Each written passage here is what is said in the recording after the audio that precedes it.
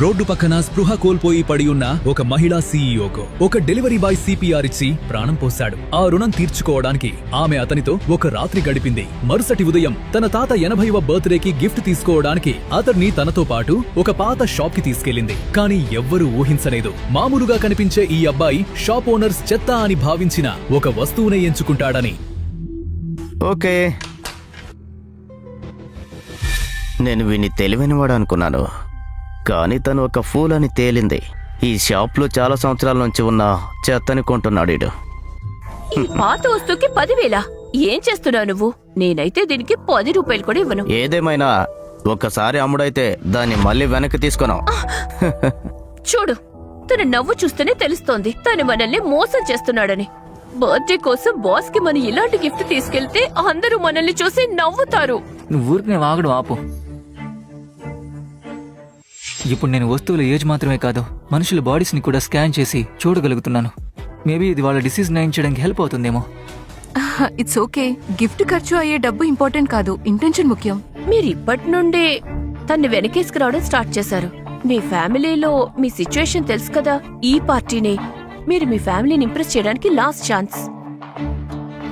అంటే ఎల్లా కూడా ప్రాబ్లంలో ఉందన్నమాట. ఎల్లా, నువ్వు అసలు వర్రీ అవ్వకు. నీ మంచి మనసుకి నేను ఖచ్చితంగా హెల్ప్ చేస్తాను. నువ్వు నాకు చేసిన హెల్ప్ కి రుణం తీర్చుకుంటాను.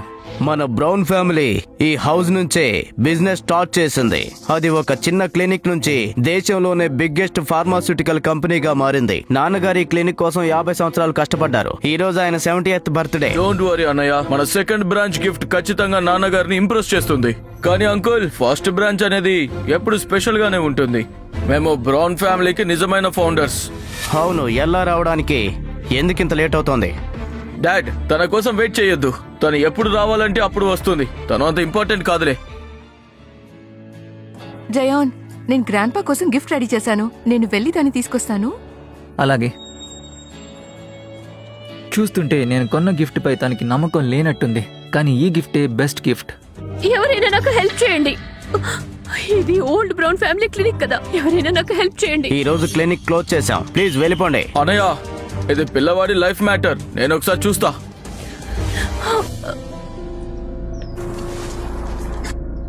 ఏం జరిగింది? తనకేదో ఇంటర్నల్ గా ప్రాబ్లం ఉంది. అన్నయ్య, ప్లీజ్ ఒకసారి చూడండి.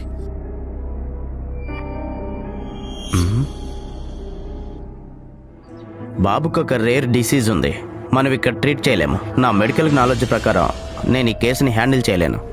వేరే హాస్పిటల్కి తీసుకెళ్ళండి.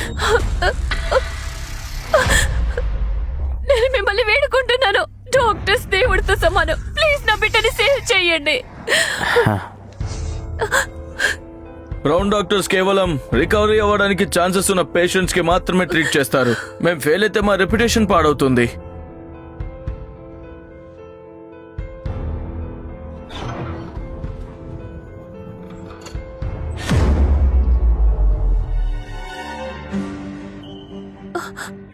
మీరు కూడా బ్రౌన్ ఫ్యామిలీ నుండి వచ్చారా? నా బిడ్డ కొంట్లో బాలేదు, ప్లీజ్ దాన్ని కాపాడండి.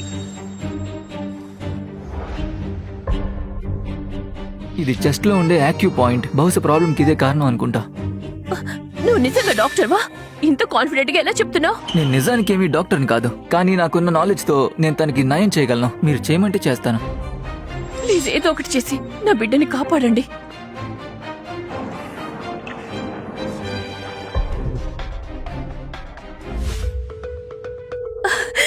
నాన్న, నువ్వు స్పృహలోకి వచ్చావా? సరే, ఇప్పుడు తనకి ఎలాంటి డేంజర్ లేదు. చాలా థ్యాంక్స్. మీరు నాకు చాలా పెద్ద హెల్ప్ చేశారు. మీ పేరేంటో తెలుసుకోవచ్చా? నా పేరు రాయన్. నేను పెద్దగా ఏమీ చేయలేదు.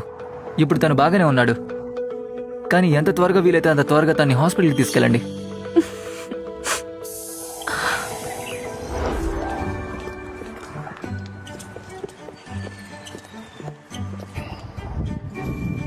రయాన్, మనం లోపలికి వెళ్దామా? సరే.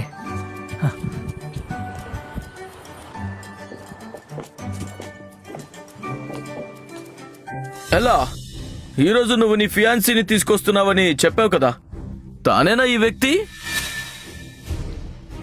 అవును, ఈయనే నా ఫియాన్సీ. ఈ సిటీలో ఉన్న ఎలైట్ ఫ్యామిలీస్ అన్ని నాకు తెలుసు. ఇతను వాళ్ళలో ఒకడు కాదే. నేను గొప్ప ఫ్యామిలీ నుంచి రాలేదు. నేను జస్ట్ ఒక ఆర్డినరీ వాడిని. ఎలా? నీ టేస్ట్ ఎప్పుడు గొప్పగా ఉంటుంది. మరి ఇప్పుడు ఎందుకు ఇలా ఆర్డినరీ పర్సన్ ని సెలెక్ట్ చేసుకున్నావు? చూడు, నీలాంటి వాళ్ళు మా ప్రపంచం కంటే డిఫరెంట్ ప్రపంచంలో బతుకుతుంటారు. మీతో పోలిస్తే మా సోషల్ లైఫ్ చాలా డిఫరెంట్ గా ఉంటుంది. ఒకవేళ ఎల్లా ఈ పూర్గాయని పెళ్లి చేసుకుంటే బ్రౌన్ ఫ్యామిలీ ప్రాపర్టీలో ఎక్కువ మొత్తం ఇతనికే వెళ్తుంది. లుక్స్ గురించి వదిలే, నువ్వు మా ఎల్లాకి సరిజోడు కాదు. కానీ ఇప్పుడు నువ్వు ఇక్కడికి వచ్చావు కాబట్టి ఈ చెక్ తీసుకో, ఇందులో ఉన్న డబ్బు తీసుకుని వెళ్ళిపో.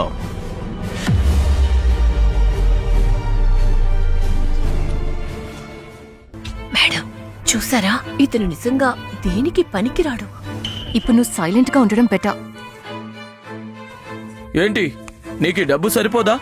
ఆ చెక్ వాల్యూ కొన్ని కోట్లు. నీ జీవితం మొత్తంలో ఇంత డబ్బు చూసుండవు.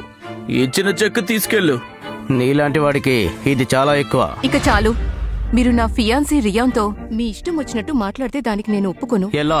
నేను నీ అంకుల్ని, నా ముందే అంత గట్టిగా మాట్లాడతావా? నేను మిమ్మల్ని గౌరవిస్తాను, కానీ నేను ఎందుకు గట్టిగా మాట్లాడుతున్నానంటే మీ బ్రాంచ్ అలవెన్స్ ఎప్పుడో కట్టేయాలి. నేను మీ బ్రాంచ్ యాన్యువల్ బడ్జెట్ 30 lakhs. దాన్ని నేను అప్రూవ్ చేస్తాను. మిస్టర్ చార్ల్స్ వస్తున్నారు. హ్యాపీ బర్త్డే గ్రాండ్ పా. ఎలా? నువ్వు పెళ్లి చేసుకోవాలనుకున్న వ్యక్తి ఇతనేనా? ఇతను చాలా హ్యాండ్సమ్ గా ఉన్నాడు. గ్రాండ్ పా, నువ్వు రాకముందు వీళ్ళందరూ నన్ను చాలా ఇబ్బంది పెట్టారు. ఎలా? ఈరోజు తాతయ్య గారి 70వ పుట్టినరోజు. ఇంత ఇంపార్టెంట్ అయినా కూడా లేట్ గా వచ్చినందుకు నీకు తిట్లు పడాల్సిందే. మేమిద్దరం ఒక పని వల్ల లేట్ అయ్యాము. బయట ఉన్న ఆవిడికి మీరిద్దరు హెల్ప్ చేశారా? మీరు ఆ బాబుకి ట్రీట్మెంట్ చేయలేదు కదా? ఆ బాబు క్రిటికల్ కండిషన్ లో ఉన్నాడు. ట్రీట్మెంట్ ఎవరూ చేయలేరు. అవును, ఒక ఆవిడ హెల్ప్ అడిగారు. నేను ఆ బిడ్డ ప్రాణాన్ని కాపాడాను. ఏంటి పిచ్చిగా మాట్లాడుతున్నావు? నువ్వేమైనా డాక్టర్ వా? నువ్వు తన లైఫ్ ని సేవ్ చేశానని చెప్పుకుంటున్నావా? ఈ వ్యాధిని నయం చేయడం చాలా కష్టం, అంతేకాదు ఇంపాసిబుల్ కూడా. అయినా నువ్వు ఆ కిడ్ లైఫ్ ని సేవ్ చేశానని చెప్తున్నావా? ఈ అబ్బాయి కారణం లేకుండా షో ఆఫ్ చేస్తున్నాడు. నేను ఈ ఆపర్చునిటీని వాడుకోవాలి. నాన్నగారు, నేను ఆ పేషెంట్ నర్వ్స్ ని చెక్ చేశాను.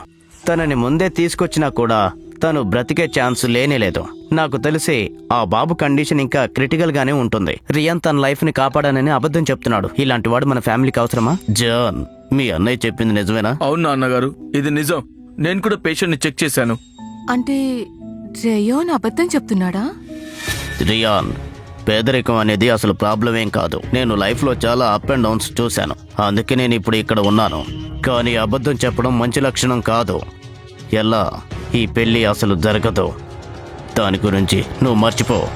చూడండి సార్, నేను చెప్పింది నిజం. మీరు కావాలంటే ఎవరితో నన్ను ఎంక్వైరీ చేయించుకోవచ్చు. అక్కడ సీసీటీవీ లేదు, లేదంటే ఇప్పటికే నీ బండారం బయటకు వచ్చేసేది.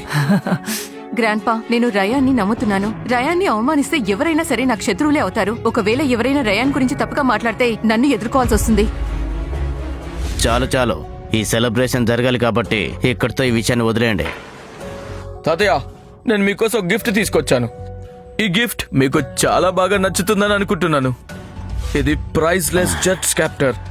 ఇది 19th సెంచరీలో ప్రిన్స్ కోసం తయారు చేయబడింది. వావ్, నీ గిఫ్ట్ చాలా బాగుంది.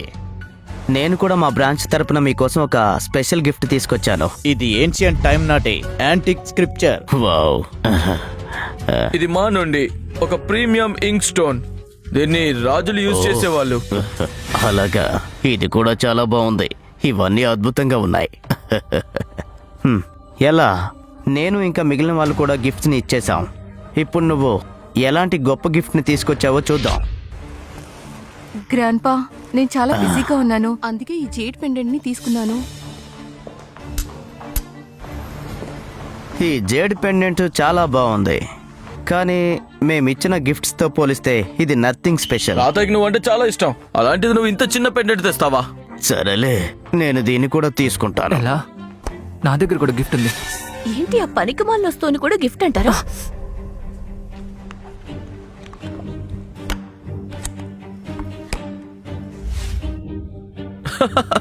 నువ్వు ఈ గిఫ్ట్ తెచ్చావా? ఏంటి పగిలిపోయిన గాజు సీసానా? రెన్, ఈ పనికిమాలిన వస్తువు నీ స్టేటస్ ని క్లియర్ గా చూపిస్తుంది. నీలాగే నీ గిఫ్ట్ కూడా పనికిరంది. ఇదిగో ఎలా, నీ ఫియాన్సీ ఇచ్చిన గిఫ్ట్ చాలా చెత్తగా ఉంది. కరెక్ట్, మీరిచ్చిన చేతతో పోలిస్తే నా గిఫ్ట్ చాలా వాల్యుబుల్. ఏమన్నావు? బ్రౌన్ ఫ్యామిలీ నా మనవడి లైఫ్ ని సేవ్ చేసింది. అందుకే నేను వాళ్ళకి చాలా రుణపడి ఉన్నాను. సారా, నువ్వు టెన్షన్ పడకు. నేను తప్పకుండా వెళ్ళి వాళ్ళకి థ్యాంక్స్ చెప్తా. సార్ ఈ రోజు చార్లెస్ గారి 70th బర్త్డే అని ఇప్పుడే తెలిసింది. మన తరపున అతనికి గిఫ్ట్ పంపించమంటారా? ఖచ్చితంగా ఒక పెద్ద గిఫ్ట్ ని ప్రిపేర్ చేయండి, నేనే స్వయంగా వెళ్తా. కానీ సార్ బ్రౌన్ ఫ్యామిలీ వాళ్ళకి మీరు పర్సనల్ గా కలిసేంత వాల్యూ లేదు. బ్రౌన్ ఫ్యామిలీ నా మనవాడి లైఫ్ ని సేవ్ చేసింది. నేను వాళ్ళకి ఎప్పటికీ రుణపడి ఉంటాను. నా గిఫ్ట్ ని జడ్జ్ చేయడానికి అసలు నువ్వెవరు? నా గిఫ్ట్ నువ్వు ఇచ్చిన దానికంటే 100 times బెటర్ కాబట్టి. జాక్, నువ్వు ఇచ్చింది జస్ట్ ఒక మోడర్న్ జెట్ సిప్టర్. దాని మార్కెట్ వాల్యూ 10,000 ఉంటుంది. అంతే కదా మిస్టర్ పాల్. మీ 20th century ఆర్ట్ వర్క్ కూడా ఫేక్. దాని వాల్యూ మహా అయితే 3,000 ఉంటుంది. ఇంకా మిస్టర్ జాన్, మీ గిఫ్ట్ కొంచెం బెటర్, కానీ దాని వాల్యూ జస్ట్ 30,000 మాత్రమే. ఇక నేను ఇచ్చిన ఈ gift 18th century imperial code son of bottle. దాని వాల్యూ 20 లక్షలు ఉంటుంది. అన్నిటికంటే మోస్ట్ ఎక్స్పెన్సివ్. కాబట్టి దీని ప్రకారం నేను తెచ్చిన గిఫ్టే మీలో అందరికంటే చాలా విలువైంది. అందుకే నేను బల్ల గుద్ది ఖచ్చితంగా చెప్పగలుగుతున్నాను. మీలో ఎవరైనా కాదంటే చెప్పండి. ఇక చాలు, నీకు చాలా పొగరుంది. నువ్వు చెప్తే మా గిఫ్ట్స్ అన్నీ ఫేక్ అయిపోతాయా? రాయన్, నువ్వు ఈ రోజు అవి ఫేక్ అని ప్రూవ్ చేయకపోతే నువ్వు ఇక్కడి నుంచి ప్రాణాలతో వెళ్ళావు. ఎలా? నీకు ఈ అబ్బాయి ఎలా నచ్చాడు? ఏదో పిచ్చివాగుడు వాగి అందరినీ తప్పుపడుతున్నాడు. నేను నీ నుంచి ఇది ఎక్స్పెక్ట్ చేయలేదు. తనని ఇక్కడికి తీసుకొచ్చి పెద్ద తప్పు చేశావు. నువ్వు క్షమాపణ అడుగు.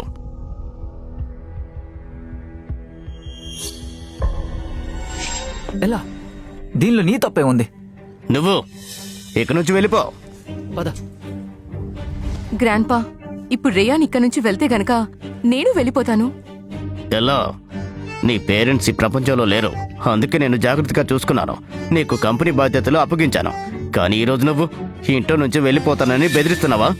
అది కూడా ఈ పనికిరాని వాడి కోసం. వెళ్ళిపో అయితే. తాతయ్య, వాళ్ళకింకా పెళ్లి కూడా కాలేదు.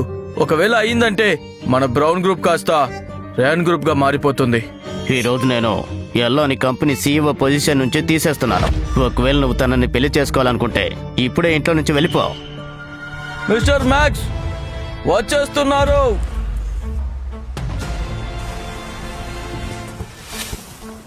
Happy birthday mister brown. Mister max, మీరు ఇక్కడికి రావడం నిజంగా మా అదృష్టం. మిస్టర్ మ్యాక్స్ ఇక్కడికి రావడం వల్ల మన ఫ్యామిలీ వాల్యూ కొంచెం పెరిగింది కదా. ఆయన గురించి విన్నాను. మిస్టర్ మ్యాక్స్ యాంటిక్స్ లో ఒక ఎక్స్పర్ట్ అని, అలాగే ఆయనకి యాంటిక్ ఐటమ్స్ కలెక్ట్ చేయడంలో ఇంట్రెస్ట్ ఉందని. నీకు సరిగ్గా తెలీదు. యాంటిక్యూ కలెక్ట్ చేయడం ఆయనకి జస్ట్ హాబీ మాత్రమే. ప్రొఫెషనల్లీ ఆయన సౌత్ ప్రొవిన్స్ మెడికల్ అసోసియేషన్ కి చైర్మన్. ఆయన కంట్రోల్లో ఎంటైర్ సౌత్ ప్రొవిన్స్ ఉంది. అందుకే మనం ఆయనతో మంచి రిలేషన్ ని మెయింటైన్ చేయాలి. నేను వీళ్ళని దాటుకొని వెళ్ళాలంటే ఆయనకి నాపై ఒక గుడ్ ఇంప్రెషన్ వచ్చేలా చేయాలి. నాకు ఇది ఒక రేర్ ఆపర్చునిటీ. నేను ఈ ఛాన్స్ ని మిస్ చేయను. నేను ఈరోజు కేవలం బర్త్డే పార్టీకి అటెండ్ అవ్వడానికి మాత్రమే రాలేదు. నేను మీ ఫ్యామిలీలో అందరికీ థ్యాంక్స్ చెప్పడానికి వచ్చాను.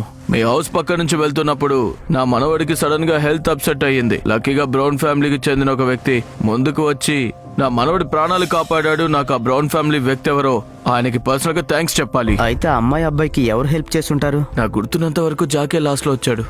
అవును, నేను కూడా చూశాను. జాక్ లాస్ట్ గా లోపలికొచ్చాడు. తనే బాబు కూడా హెల్ప్ చేసి మనం ఏం చేయలేవని జాక్ చూస్తుంటాడు. అందుకే తను ముందుకొచ్చి మన రెప్యుటేషన్ కాపాడడానికి హెల్ప్ చేస్తుంటాడు. అన్నయ్య, నీ కొడుకు చాలా సూపర్.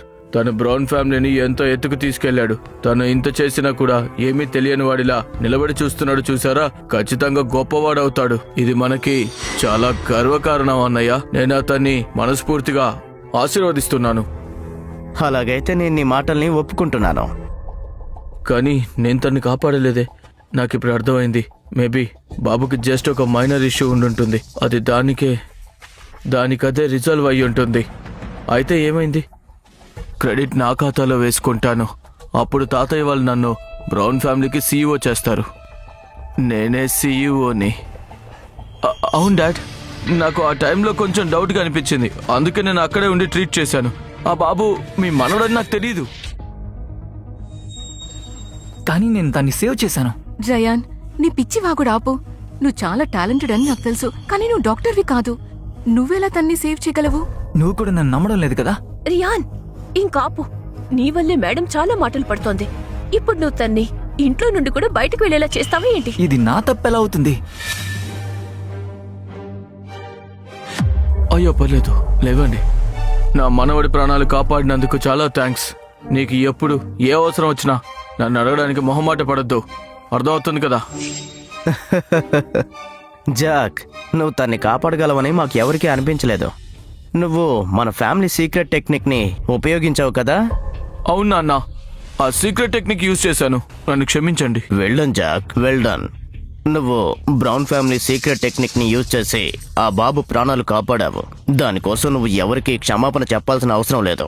నువ్వు ఈ టెక్నిక్ ని నేర్చుకుని దాన్ని చాలా బాగా యూజ్ చేశావు. నువ్వు నిజంగా సమర్థుడివి. నీ క్యాపబిలిటీ చూశాక నేను నిన్ను జనరల్ మేనేజర్ గా చేస్తున్నాను. అంతేకాదు, ఫ్యూచర్ లో నువ్వే కంపెనీకి తప్పకుండా హెడ్ అవుతావు. థ్యాంక్ యూ తాతయ్య. నేను బ్రౌన్ గ్రూప్ ని ఉన్నత స్థాయికి తీసుకెళ్తాను.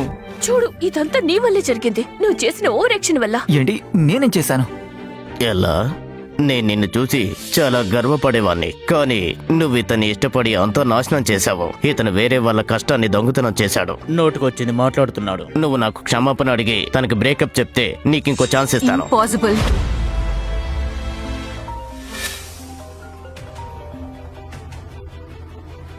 డాడ్, నేను మీకు చెప్పడం మర్చిపోయాను. లియో ప్రాణాలు కాపాడిన వ్యక్తి బ్రౌన్ ఫ్యామిలీ నుంచి రాలేదు. మీరు కన్ఫ్యూజ్ అవ్వద్దు. అతని పేరు రియాన్. అతనే బాబు ప్రాణాలు కాపాడాడు. తరువాతి కథ తెలుసుకోవాలంటే చూడండి ఆయుష్మాన్ భవ కేవలం డాష్ రీల్స్ యాప్ లోనే.